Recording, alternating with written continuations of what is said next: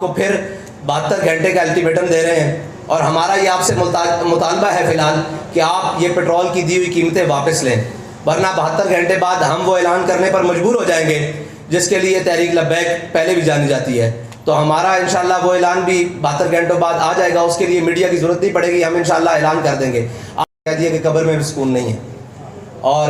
یہ ان کی معاشی پالیسی ہیں کہ انہوں نے بجائے اپنے شاہی پروٹوکول اور اخراجات کم کرنے کے، بجائے کہ سرکاری اہلکاروں کی جناب مراعات کم کرنے کے، بجائے کہ اشرافیہ کے اوپر کوئی جناب بوجھ ڈالنے کے، انہوں نے آسان سا کام ڈھونڈا ہے کہ وہ بجلی، تیل اور گیس کی قیمتیں بڑھا کر قوم کا وہ بھی نچوڑ لیں جو باقی قطرے خون کے جسم میں باقی ہے۔ تو یہ بہت ساری طویل ایک داستان ہے، اس میں صرف آج کا نہیں، پاکستان کی عمر تقریباً 75 سال مکمل ہو چکی ہے، 76ویں سال میں داخل ہے اور وہ بھی کچھ ماہ تک مکمل ہونے والی ہے۔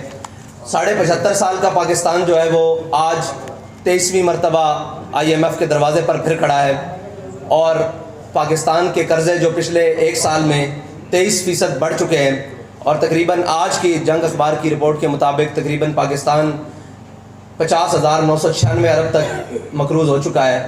اور اندرونی اور بیرونی جو واجبات ہیں، قرض ہیں، وہ ایک علیحدہ ہے، اور مہنگائی جو تھی وہ 12.3% تھی پچھلے سال، اور جو اب بڑھ کر 25.3%۔ یہ سارے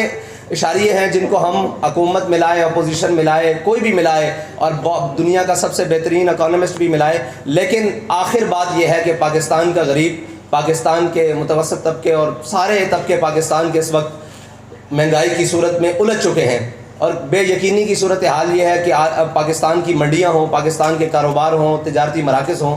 ہر کوئی پریشان ہے کہ کسی بھی چیز کو استحکام نہیں ہے۔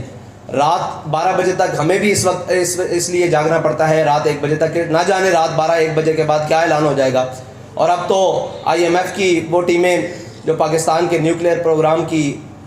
نظامت اور اس کی نگرانی کے لیے پاکستان کا دورہ کر رہی ہیں۔